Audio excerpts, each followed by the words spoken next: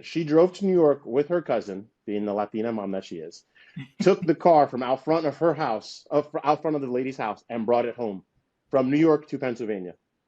So she drove an hour, picked up the vehicle, and brought it Oh, home to show me this was not where it was supposed to be. And then he kind of dug his grave deeper, unfortunately, and reported the car stolen. And mom said, "No, I have the car at home. Like, you're caught again. Stop lying."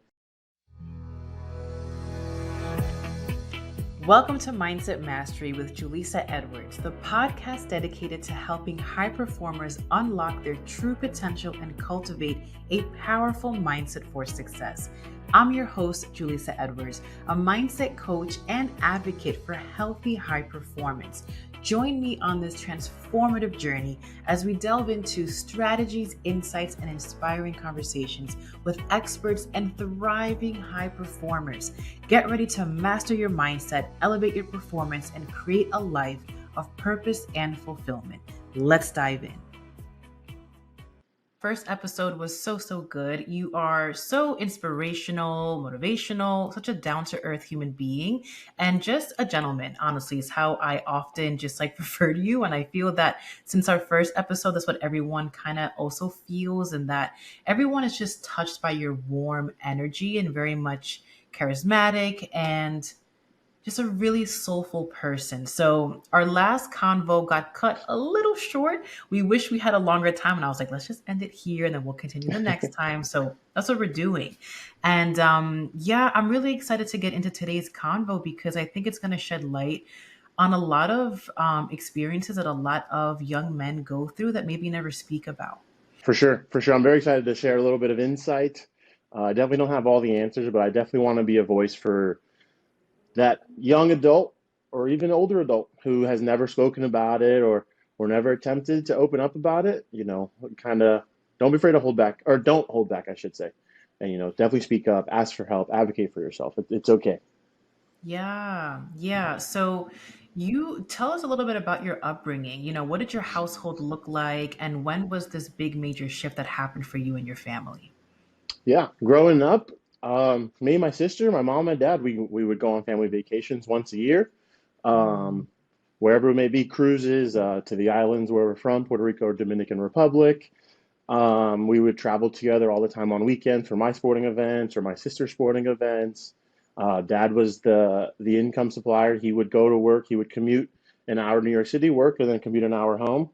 Mom was mm, the homemaker. She would be with us. She was helping raise us. She would get me to and from all my practices, to and from all my games.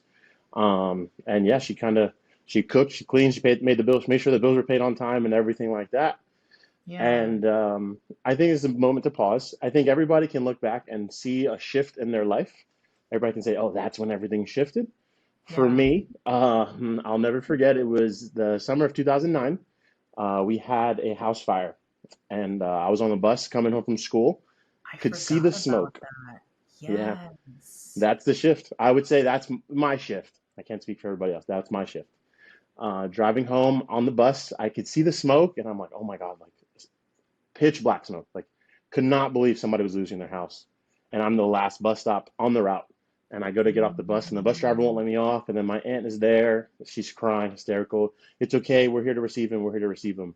They had gotten a call that I was not to get off the bus. I was in sixth grade because the house was on fire. I wow. was to be taken back to the school and be picked up at a later time. So I'll never Mm. forget. I mean, I have chills. Come down I like have the little chills hill. talking to you just telling me. I literally have chills up my arm. Yeah, Yeah. yeah. Come down the hill and just see the house up in flames. The hardest part is the house itself.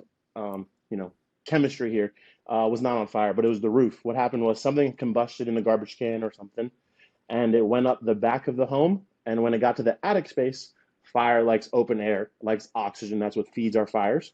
So when it reached the Mm, attic, it kind of pulled it through to the front. So you picture the A of the roof was all on fire now, but nothing below it was really burning.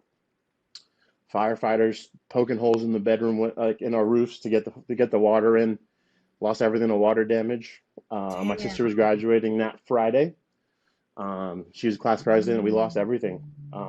So this is when the shift happened. Starting from scratch, that's when you learn. I learned in the age of 6. Everything's replaceable, or sixth grade, not six. Everything's replaceable. Yeah, let's Uh, so that wow. Obviously if you guys heard the first episode and if you haven't, you definitely want to do that before listening to this one. for But sure. yeah, so I went to school with Nico's older sister Ashley, and yeah, I remember obviously I wasn't in your lives at that point, but that was a big moment for all of you guys. And just about, it's random, but fire obviously has its detrimental causes, but people don't often think about water damage. Correct. My house had suffered that in my the house that I grew up to, and like I the elements, like the four elements, I'll always remember, like they're so powerful and they can be very, very helpful and also very detrimental. Absolutely. So yeah, so okay, so them trying to put the fire out, it ended up ruining the whole house underneath. Yeah. So they had to demo all the way down to the studs and essentially rebuild. Damn. So I mean, but the list goes on of what this fire taught us. We were, you hire companies to come in and clean everything out. We had stuff stolen from us. So then when the insurance claims would go through, yeah, we couldn't Oh like my process God. everything. So this is what actually shifted where my sister was able to go to Pace. Initially she was going to stay local, community college for 2 years. I don't want to speak on her behalf, but that's kind of what helped her leapfrog. Okay, you know what? I should go away for school. Oh So the wow. family became displaced as of June, right? June like 12th, I think it was, right around that time. So we moved in with my aunt, my dad's sister, who lived across the street.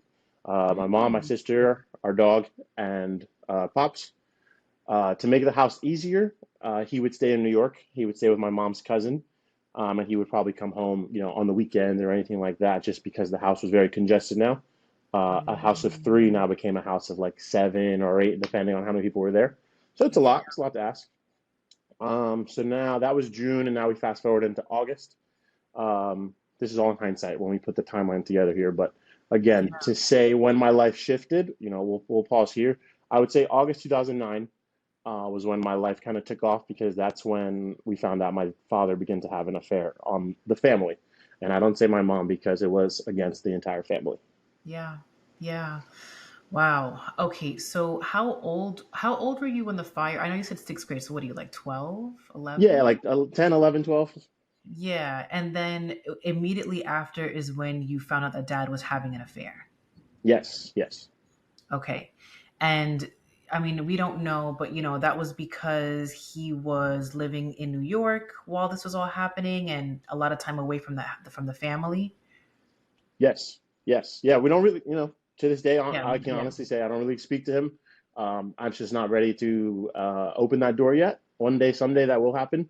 Yeah. But for all these years, I haven't really communicated with him. More so on my birthday and Christmas, I'll receive an email and we'll exchange back and forth, and that'll be it. But yeah, I would say, if we look at statistics again, I'm a big numbers guy lately. I'm sure everybody can say that most affairs begin with some sort of trauma. There's some sort of void, there's some sort of open space that needs to be filled. And whether Yes. you fill your cup up with what it should be filled up with or something else is, to be seen. Yeah. Okay. So there's a lot of parts that I want to dive into. So before before I did what I do now, which is like life coaching and mindset coaching, I worked with a lot of couples. I did a lot of marriage counseling and all of that. And one of the most, not alarming things, but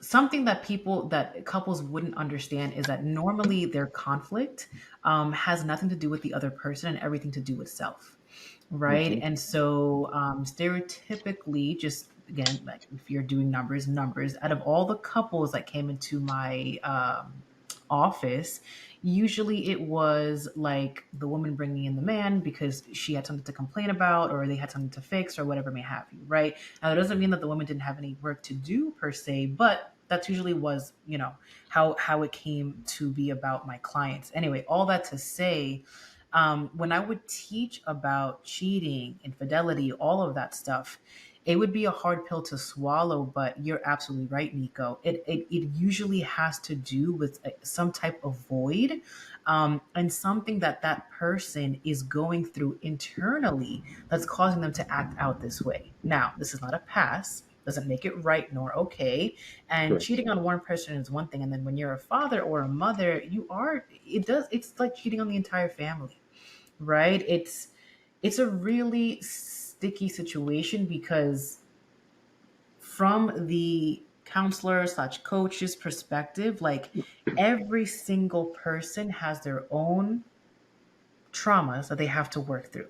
And Absolutely. I always teach people that we're kind of like living in a very egotistic world in our own worlds, and I say that's actually okay. It's human to think that way. Like Yes, I am Julie said, this is my world. Nico's a guest on my podcast. Like this is that's my right. universe, and you're kind of just like in it, right? Same thing with you, with your That's sister, right. your mom, your dad, all that, right? So we don't know what was going on in dad's life, but regardless, the choices that he made a negative impact on his entire family. Right. And so now I Yeah. want to go into you, Nico. So you were about 11, 12 years old at this time. You're in sixth grade. I'm like trying to picture like what even goes on in somebody's mind at that age, right? Like you're in school, you're probably in sports, your house just freaking burned down, right? Yeah. And so Yeah. you're also moving in a lot of trauma because you're moving into, although a beloved aunt's house, but you're squished. You know, there's mad Right. people in the house, you got a dog in the house, like there's just a lot of commotion. That's right. And it's like, if it couldn't get any worse, now we also found out that my dad is cheating. That's right. Yeah. Uh, my mom's a saint. Like you said, everybody has there's the two sides to everything. Um, yeah, when we moved in there, it was hard. We didn't really not disclose, discover, I guess. Maybe my mom did. I don't know. I haven't really asked her too much. This is more so we've spoken about it, but I guess I never went too far back in the timeline. The coming out of it all, though, I would say was April of 2010 was when I experienced it, was seeing it more, noticed changes in him, in the two of them and their interactions. Mm, Um, I mean, there was nights where they would fight before he would drive to work at 3 a.m. Mom doesn't know this. Now she'll know. I would hear them arguing, um, you know, mm, and I would hear her say, I'm holding on for Nico, but once he leaves for school, for college, this is done. wow. And Oh, yeah, that was heavy. That one hit me.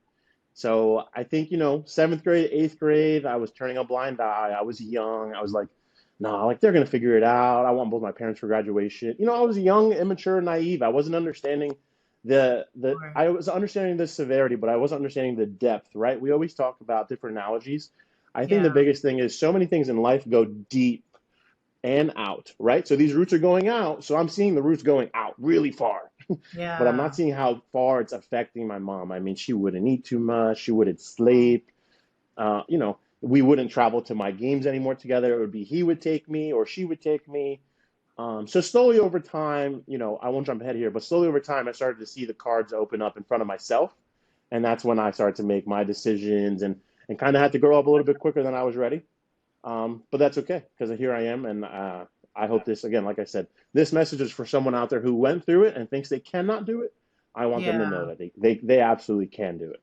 Yeah, I mean, Nico, you and I have been like texting, here back and forth since the first episode, and it's like, For yeah, sure. like you're thriving, and that really is the truth. Like you are thriving, and in the first episode, you shared why that is. You've done a massive amount of inner work, and Yes.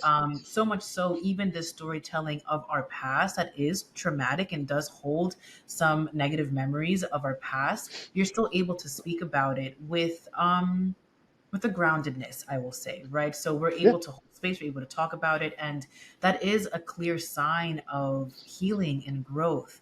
I would always tell my friends, my clients, myself, like my own sign of healing would be like, can I talk about this without crying? For me, I'm That's like, can right. I actually get through this without crying? And there's nothing wrong with crying. It's a release. It's needed. Yeah. So if tears do come out, we welcome them, right? Either here or in the past, if anyone that's going through it, it's like, I can't even get through this story without like choking up. It's like, cool, let it out. It needs to That's be right. let out, That's right. but there does get a point in our healing journey where we're just like, okay, I can talk about this now. And I can see, everything for what it is and a continued growth on your end too. We don't know what your relationship in the future with your dad will look like, right? Definitely. Yeah, so I still want to, so more about this like childhood stuff, because this is a really important piece that I want everyone, even if you haven't gone through something like this, it's the impression that it makes. Guys, BT dubs, if you can hear like therapeutic sounds in the background, Charlotte, North Carolina is going through a massive storm right now. So there is just like water bashing up against my window right now. So that is what you hear. But anywho, so we're gonna work past that. But okay, so we're 12, 13 years old. I want everyone to get into a headspace of like, what were you doing at that time in your life? Because it is a very impressionable time of your life, right? Whether Yeah. you're in school, you have friends, the culture that you're surrounded with, what you're learning in and out of school, in your household. It's a very much, you're not a child anymore per se. You're like a preteen. Talk about Yes. emotions coming in. Like there's a lot of moving pieces. School is getting a little bit harder at this age, right? Like you're kind of getting ready for high school.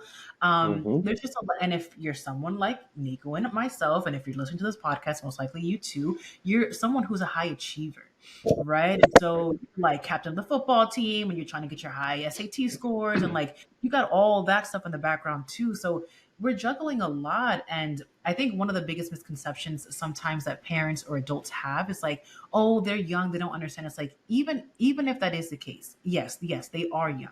And maybe they don't fully grasp everything, but they are still experiencing all the energy of what has happened at this time. Whatever trauma or whatever experience is going on that you're struggling with as an adult, they're also dealing with it in a different capacity on an energetic level, Yes. and Yes. super impressionable at that time, right? So reflecting backward, Nico, what did that teach you about life at that time? Yeah, you said it great. And I think we can also hold a space here. If you're a parent and maybe you're on the parent side, I'm not a parent yet, but I'm grateful that my mom still had these conversations with me. She went to New York one time in the middle of a snowstorm, brought his car home from the apartment that he was staying in, which was not where he was supposed to be, and said, "Look what your father's doing." That's the most courageous thing she could have done, right? But it gave me a sense in, I think that was seventh or eighth grade now, of, okay, wait, something Mm, really is going on here, right? And then we mm. fast forward a little bit. I was at Wait, my so buddy's birthday party. you saw him with somebody else? I didn't. She drove to New York with her cousin, being the Latina mom that she is, took the car from out front of her house, out front of the lady's house, and brought it home from New York to Pennsylvania. So she drove an hour, picked up the vehicle, and brought it Oh, home to show me this was not where it was supposed to be. And then he kind of dug his grave deeper, unfortunately, and reported the car stolen. And mom said, "No, I have the car at home. Like, you're caught again. Stop lying." So it was a very snowball effect of now you're lying and you're not even realizing that you're lying. We discovered that he was he is a pathological liar. He'll say something, he won't even realize that 2 seconds ago maybe he said something else or the story's already changing. mm. So that happened. And then at another time, I came home from a birthday party and they were fighting, and she told him to leave. And like, if he's not done, these are stories that are embedded in me. But like you Mhm. said, this was my mom doing those hard things to show me at eighth, seventh, eighth, ninth grade, this is what's happening. I'm holding on for you until you graduate. Wow. Okay. Wow. Wow. And your mom is such a sweetheart. We love you, Mama Ruiz, so much. That's right. Yeah, like mother, I mean, she was holding it down. She was doing all that she could to keep the family intact until she just couldn't take it anymore. That's what it sounds like. That's right. Yeah. Yeah. Um, okay, so still with the question, Nico, so when we experience things, good, bad, neutral, anything in between, we're kind of like computers, and we take Hmm. everything as input, right? And so all of our experiences in life shape our perspective, right? You spoke about the beautiful work that you did, overseas, and how you helped and with community service, and like that gave you a different perspective of the world, right? And so same thing Hmm. happens with everything that happens in our life, right? That's why it's so important Correct. to digest. Everything that happens leaves a stamp, if you may, right? And it's why it's so important to digest that information. So at seventh, sixth grade, seeing, going to New York, see all these things kind of like computing, just like you're like adding to your memory block of like what's happening at life at this time. As a young boy, what was your perspective on life? About Yeah. marriage, about your mom and dad? Like what was your perspective at that time? Yeah. It was, they can do this. They can overcome this. They went on retreats. So I'm like, oh, they'll be good. Seventh Mm, grade, eighth grade, they went on some retreats to kind of help each other. It'll be okay. Two-parent household. I need two parents at graduation. I had this naive thinking that mm, that the status quo and the standard two parents at graduation is going to mean something different when they really can't even stand each other. Why are we going to hold on to this false hope and false dream and false narrative when it wasn't really real? So sixth, seventh, eighth grade, I was holding on to that. It's got to happen. They mm. got to stick it out. They got to do this. They got to do this. Then like the shift happened in ninth grade. So I guess we can stay right here to answer your question. Sixth, seventh, eighth, it was like this naive story, this fairy tale life of, oh, not my parents, not my parents. They're not gonna be part of the statistics. They're gonna stick this out. They're gonna figure it out. It's gonna be okay. I'm gonna enter high school and it's gonna be great. Um, and Mm. yeah, it was not at all. Okay, okay. So I want to hold space for this younger version of yourself because Yeah, I see you coaching yourself through it now and like saying like, this naive thinking, but I don't think it's naive at all.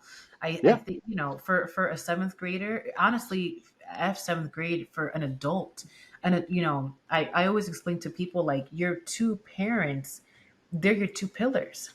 It's like a right. chair, right? And if one leg is missing, you're a little wobbly. it Hmm. doesn't it doesn't matter how. And listen, I give it up to single parents because wow, Shout like out. that, shout out to all the single parents, like for real. um and even with their amazingness, you're still missing a leg of that chair, right? It's gonna be different. It's gonna be a little wobbly. And so I don't think that your thoughts of like, I want both of my parents at my graduation is naive.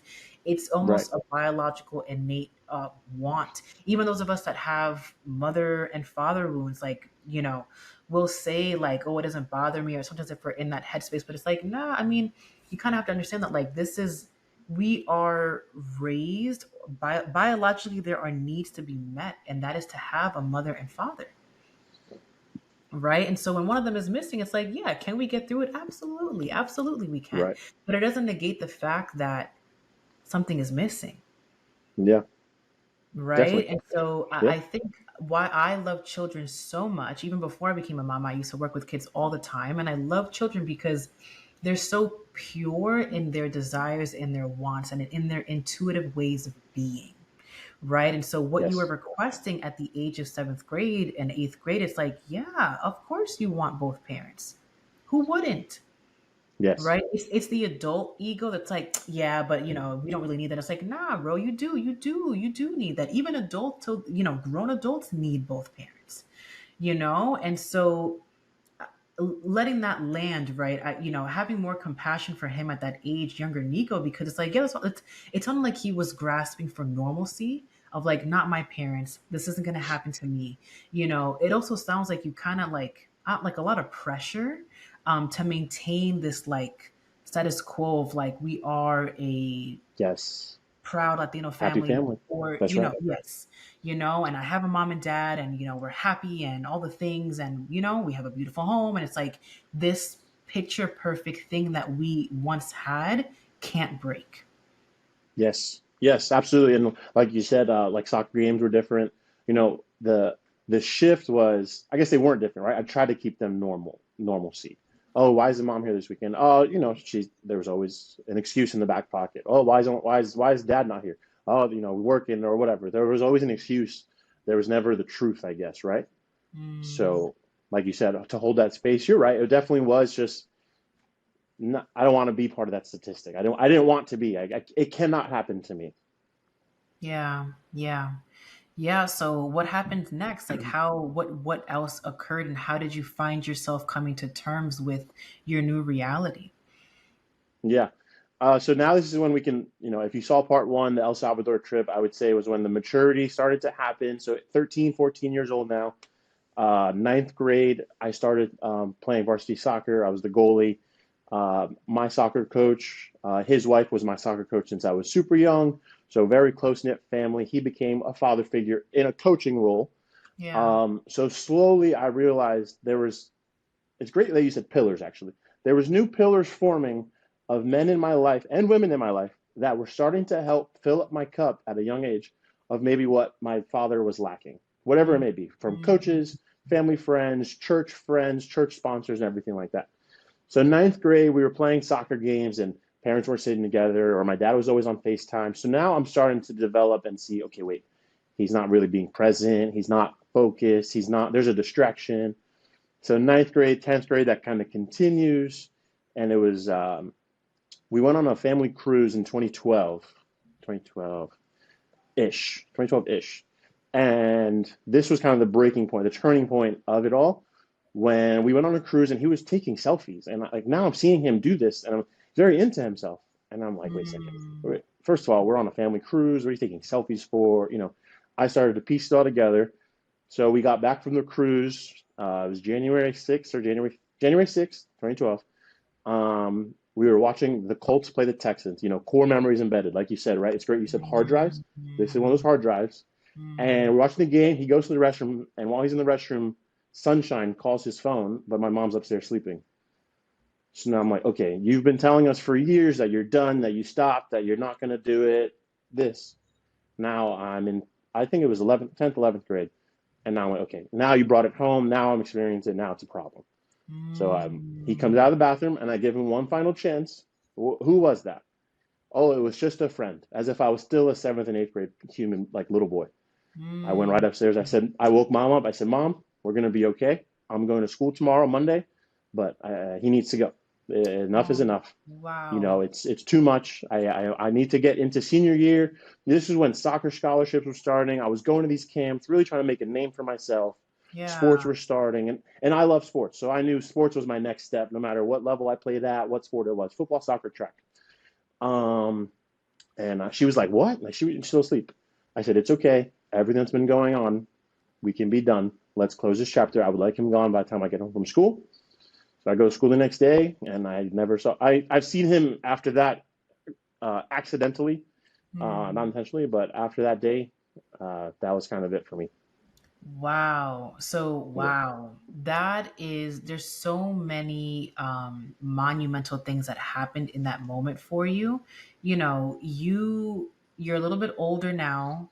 It's not that you were naive to the things before, but there was this hope of like he's going to get better, he's going to stop that's all the right. things, That's right? right. Yes, And so it's like here we are on a family vacation. You're picking up these subtle clues because humans are hella intuitive. And I always argue, like literally, the younger you are is usually the more intuitive you are. Unless absolutely. unless you end up, really touching into your spiritual side as you grow older, which a lot of us are. I feel like we're more woke these days to that kind of thing, right? But like children really hold the most innate intuition, Yeah, right? And so here you are picking up subtle clues and energy vibes, right? And you're putting it all together, and you give him this. I almost envisioned you in this like cruise room, like kind of confronting your father this way. And it was like, okay, Dad, this is like your last chance to just be real with me, with yes, us, right? And he lied. And we're seeing now this is a pattern of behavior for your father, right? And for you, it was like, okay, we're done.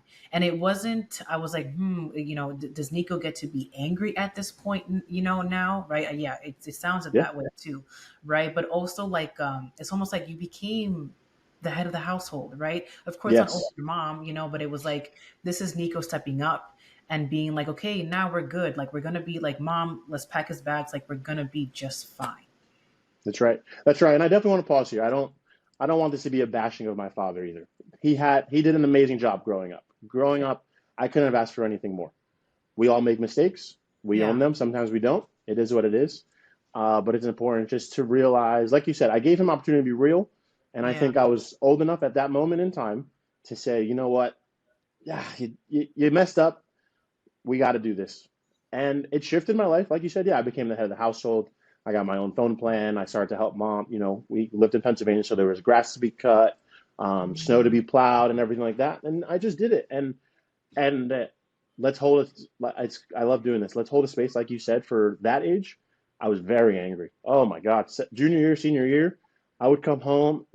I'm a senior in high school. I shouldn't have to be mowing the lawn. Like, Mm-hmm, that mm-hmm, mm-hmm, it's my chore, when you're in that household setting, but now I have to do it or else it's not going to get mm-hmm, done. mm-hmm. I don't, that's not my space. That's not my job. Right. Right, So I right, was right. definitely asked to grow up quicker than I wanted to. But now it's okay. It is okay because it shaped everything that's happened and everything happens for a reason. And I have a beautiful life now. Yeah, yeah, yeah. No, it doesn't negate anything that is beautiful now. And if I'm super spiritual, so I believe and I do teach a lot of Eastern philosophies on that. Our souls were meant to experience all that it's experiencing, all of it. It's like Yes. a part of that is kind of like pre-planned. It's like Nico was meant to go on this route to learn these things and to experience these hardships for X reason, right? And as you grow and Yes. develop, you're going to see even more why all those things did occur. I'm sure, as we're seeing, we already kind of can see the great man that you are. It's working, like we're good, you Yeah. know. Right. It wasn't all for Um, bad. and so, but I do actually commend you because I do want to, as I'm sharing, as you're sharing your story, like I am a very visual person, so like I can like picture everything happening, and I'm also holding space for your dad, and like Yeah. sometimes I'm like, "Ooh, like, can we go there? Can we go there with somebody? But it seems like we can. Yeah. And like what you said, like, yeah, he's clearly a man who had many inner turmoils that did not feel safe coming to his own realities that had to continuously lie. Um, we know psychology, that is something, from his upbringing, something that Yeah. he went through at an early age, that he had a negative coping skill, learned behavior that he did either when under stress or, obviously it was to cover up his lies, but that's just like the outer, like you said, like layers, like these roots go deep. Yes. That was just like the end result of why he's doing what he's doing, Absolutely. and unfortunately, you have to be in a space where you are willing to look inward and are emotionally mature enough to be able to converse to somebody about those kinds of things. And your father was just not there. Yeah. He was in a place where lying was so instinctual to him. It was just like, the next move, and not even probably recognizing the negative effects that it was having on his son, the youngest of the family. Being able to pick all these context clues, and just it wasn't, his actions had nothing to do with you guys and everything to do with him. Yeah, yeah, and I think, everybody has childhood trauma, and we're in this age where now you and I are educated and we can talk about these things. These people listening can understand, right? Because we can read literature, we can watch reels on Instagram, we can learn. Yeah, Our overabundance. parents are that borderline generation where they didn't really have that exposure, Not at all. education. Yeah, My mom, love her, shout out Mama Ruiz, but how many times did she tell me because I said so? Right, Mom, that's not an okay. It's an okay answer back then, but right. now I'm not asking why to be disrespectful. I'm asking why so I can understand Yeah. why you're asking me to do such thing or why you're telling me to do such thing. So, it's okay. And now there's resources, right? So now we can either choose to utilize these resources or we can just choose to be stubborn and not change and kind of be set in our way. And that's okay either way. Yeah, And yeah. it's okay whichever side of the fence you fall on. But then also understand with that, with everything, there's a consequence. And if you're not willing to change or open up that avenue for help and for resources, then we know what side of the fence you may fall on for a little bit of time. Yeah. Yeah. Yeah, couldn't have said it better myself. Absolutely. I think like, yeah, I mean, we are blessed to be in an era where there's so much knowledge at our fingertips, and it's crazy because like social media is, there's two sides of every coin, right? And there's so many negative things and Yes, there's also so yes. many positive things, and it's an overabundance of knowledge. Like a podcast like this, a 90-second Instagram reel, a TikTok. You're getting scholars that have put years of work into getting their master's and PhD, and they're summarizing simple concepts within a matter of 90 seconds. I'm sorry, complex concepts within a matter of 90 Mm-hmm. seconds. And it's at everyone's fingertips, and Mm-hmm. so you can consume and you can be very educated on certain things, and we're just living in a whole new era. But all that to say, I mean, again, it is a testament of your growth, Nico, and how much inner work you've done, because we're able to talk about these traumatic incidents and we're getting a global view within like your family household of like all Yeah. parties, right? Yeah. And we're moving through it. And we're able to hold space for the different parties that took place in this incident without any like negative feelings, I would say. It's more of an Right. understanding of like, it is messed up, it is what it is. I honor you for where you're at. You could have been better, for the family's Hmm. sake. But I also understand like that's not, we can't force those things upon you. That's right. That's right. you know um okay, so we normally close with something that I can either hold space for you in and help expand you a little bit greater. I kind of know where I want to take this, but I'm gonna let you choose, if it feels good for you to share something that we could possibly expand more on at this time, or anything that I could guide you in for maybe next steps. Whatever feels good and supportive for you, Nico. Well, go for it. I'll let you lead. You say you have an idea. Let's go there, Okay. wherever you want to go. Okay, cool. Thank you for trusting me. So, Absolutely. a part of my work is some philosophies from parts therapy, and I absolutely love it. It honors, like we kind of just talked about before, the different parts of you, that it's like little pieces of you that come out for certain scenarios and situations. Yeah. And you'll notice it, right? Are you familiar with this term? Not with the term, but the way you're describing it, I feel it. I feel it Yeah, often, yeah, yeah. especially in my line of work. Depending which, maybe you describe it differently, but toolbox. You Yes. say parts, I say toolbox. What tool I'm going Okay. to bring out today? Okay, okay, yes, I would. Okay, so I would say toolbox for like if you're at work and you're in a stressful situation and you gotta like be grounded, you bring out this toolbox. Yes. Absolutely. I'll say parts is a little bit different in the fact that there are different personas of Nico that come out when he feels it's necessary to come out, right? Okay. So,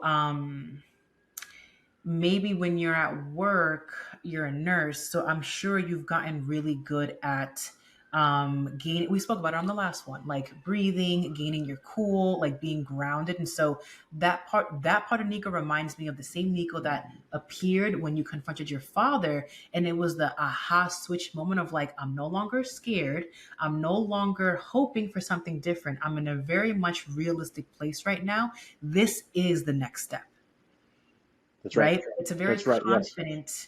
It's like, I was in turmoil. I see it for what it is now. Here's the next logical step. Mom, That's pack right. his bags, da, da, da, whatever. At work, oh my God, somebody just came into the ER. Holy crap. Like all the things, like, holy shit, right? Okay, Hmm. this is the next logical step. Here's my training. This is Yeah. what we do next. That's right. That's right. Okay. It sounds so empowering when you say it. I'm getting fired up. Let's go. Okay, and so there's many parts of Nico, right? There's many parts of all of us, for all of us that are listening. Like there's just, it's beautiful because we get to hold them a little bit closer and thank them because they've kept us alive. Yes. Okay, and so there's also parts of us that need some tenderness, and some consoling, and some just like cuddling almost, if you may, like I just want to hold them close, right?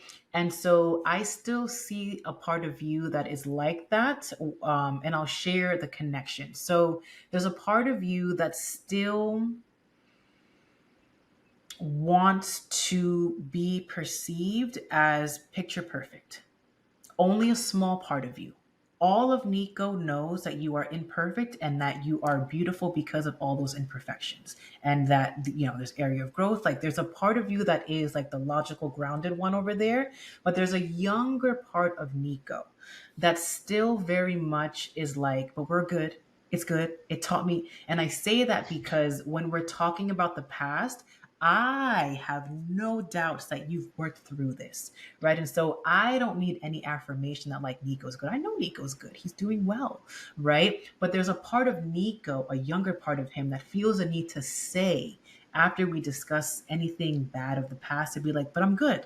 It taught me all these things, and it's a quick jump and a shift of energy, Hmm. right? And so that's the same Nico that was very much alive and coming out when you wanted both parents at the soccer games and all the things, and you wanted the status quo, right? So there's still a part of us that does aim for perfectionism.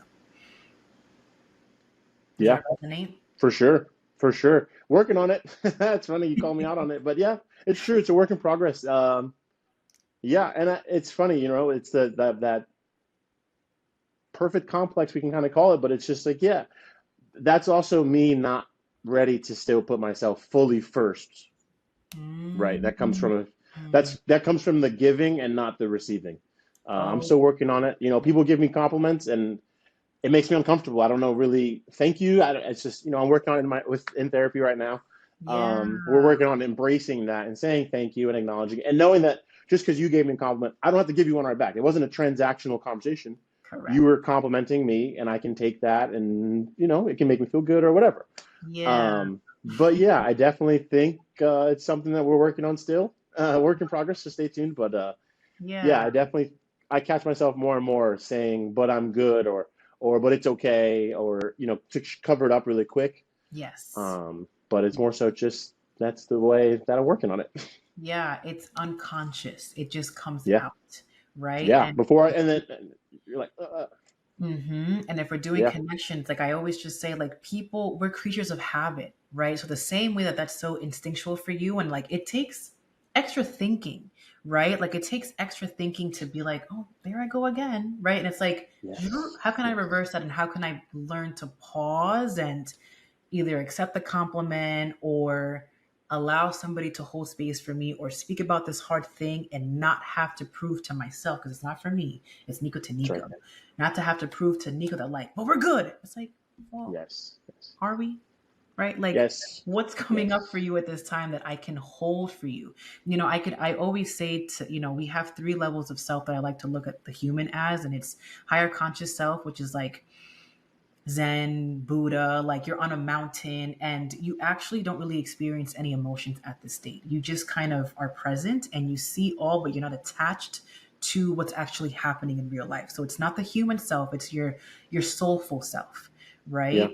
And then we have who we're talking to right now, Nico and Julissa, like the very much like humans, ego attached humans, and experiencing all the plethora of emotions.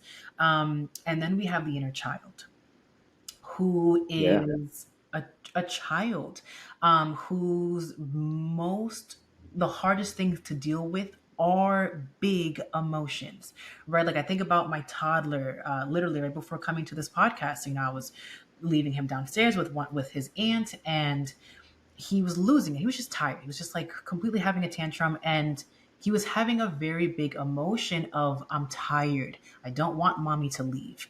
All of these things, and it's his behaviors might look like, he's over here throwing his markers. Like it might look like he's being disrespectful and blah blah blah, but it's like actually Marcus is just he's not doing well with this transition. This passing off yeah, of like, okay, mommy's gonna go to work now, and he's also really tired. He could probably eat something. Like so many things are needed, but what we see is he threw a marker. He took a ball out of Maya's hand. Like like that's all that we're seeing, and it's like no, he's actually yeah, X, Y, and Z.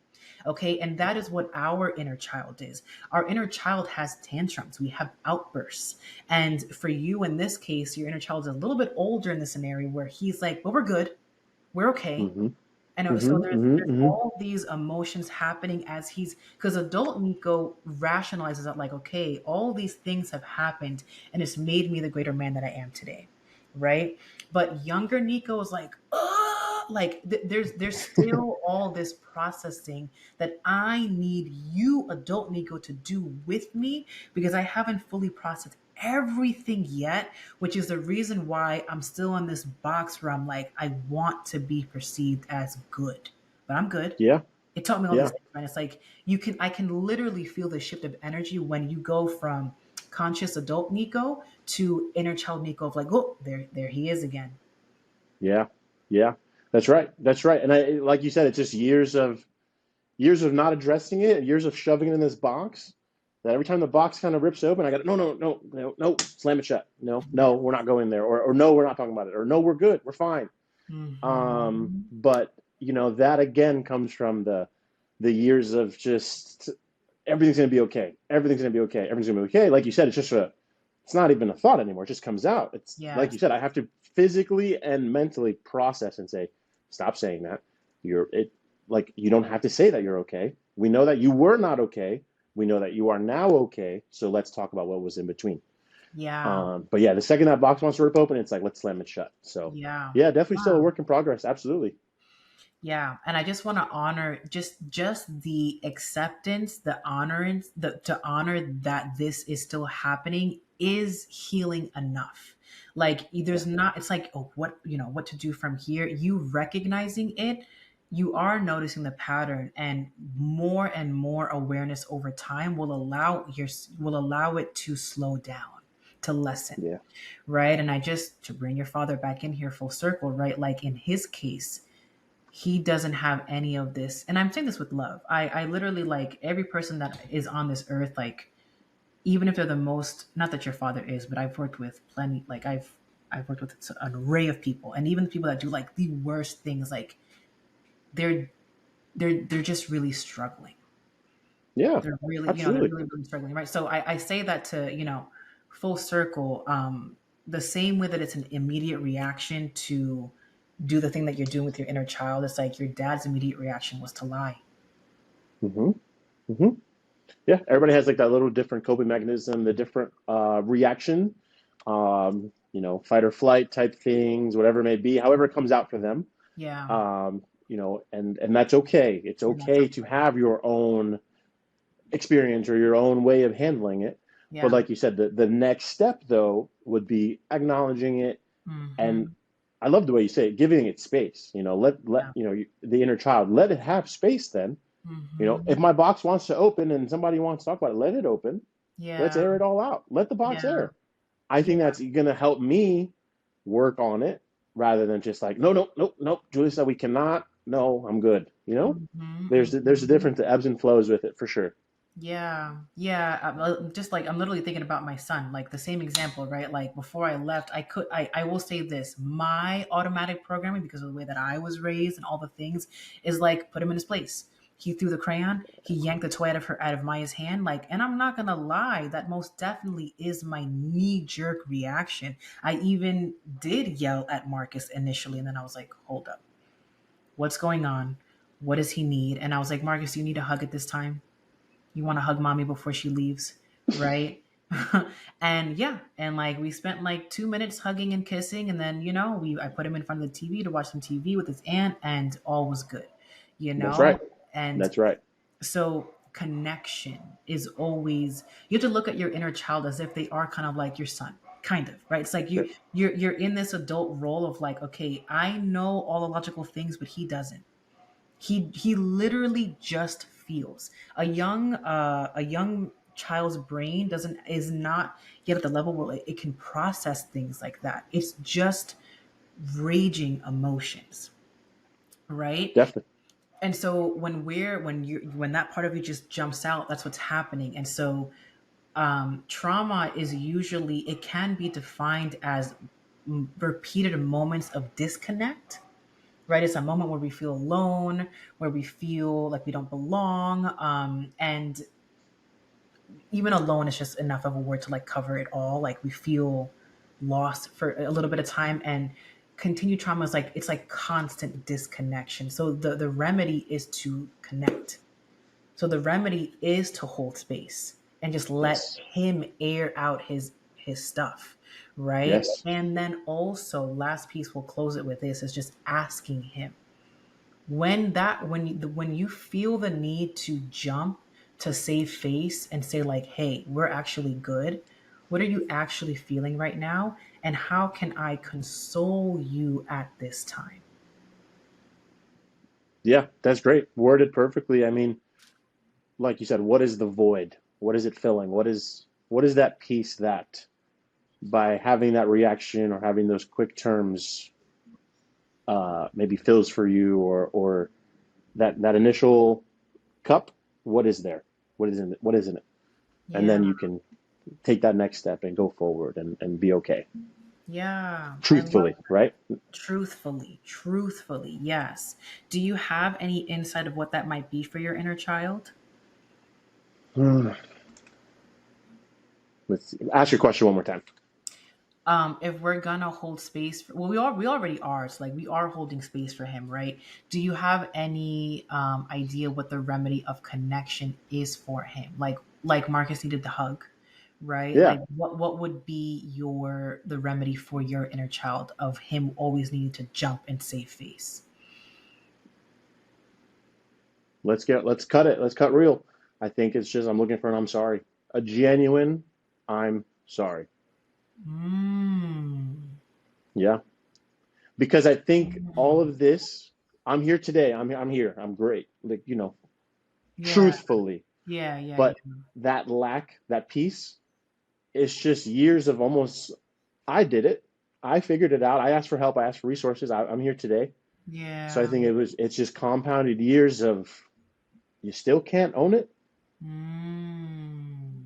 or can you, or what's that look like? I Yeah, think that's what it is. Because I have, I shout out to all the gentlemen and women in my life that stepped up in these roles. yeah, So I think what I am looking for in that space is just, I messed up and I'm sorry, but mean it, not just say the words to say the words. I want there to yeah. be meaning behind those words. Okay, so I'm gonna say one last thing before we close. This is why we be needing more episodes. This is such a good conversation, and I really think that Part everyone three, oh my goodness. no, I really think No, that no. people are going to be able to take so much from this. So this is the last thing I'll say, Nico. So because if anyone's listening to us, they can kind of repeat this for themselves and their own stories of trauma, right? Most And definitely. so yes, that is most definitely there's a part of you that wants your father to apologize and own up. What I will say though, when it comes to a healing journey, unfortunately, we cannot place the healing on somebody else because Absolutely. there Yes, you're could be correct. he could never say that, and then what, Yep. right? I'm gonna go a little bit just clearer of like when a part of Nico jump, because it's not just about your dad, it could be about anything. It could be about, he probably jumps out when there's any type of feeling that like Nico's not in his tip top shape, and like he'll come out and be like, well, we're good. It's just to prove Mm-hmm. to Mm-hmm. himself that like we're okay, right? So that part of Nico, like, what can you tell him?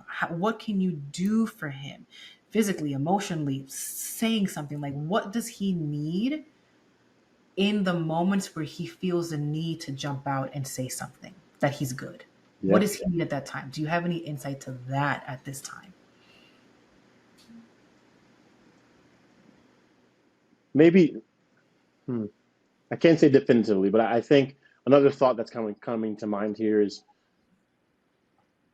accepting that it was okay that I wasn't okay, right? Like letting that toddler breathe and Yes. saying, Marcus, you Yeah. can let it out, buddy. You needed the hug. I think I just need to let it out and say, I wasn't okay. Let's switch Yes. it. Why am I going to suppress this box close and say I'm okay? Just no, I'm not okay. And if I'm talking to someone about it and they have feelings about it, or they want to judge or whatever, however it may twist after that, I wasn't okay. I wasn't okay. Or Yeah. I'm not okay, in Yes. that moment if I'm not okay. But Nico, that's it. that's That's it. That makes complete sense right. and that Yeah. feels energetically good. Yeah. Yeah, it does. It does. I think it just, it's the maturity thing, it's the time, it's the processing, it's the healing, but it's how many times do we hear the cliche, it's okay to not be okay? But Yeah. we have to give those words energy. And I think that's what I have to do. Give it life. Say, you know what? No, I'm not okay. Julissa, I'm not okay. You Oh, know, yeah. I wasn't okay. Good. Because I think for years I was okay, right? Because of the what's going on the outside. No.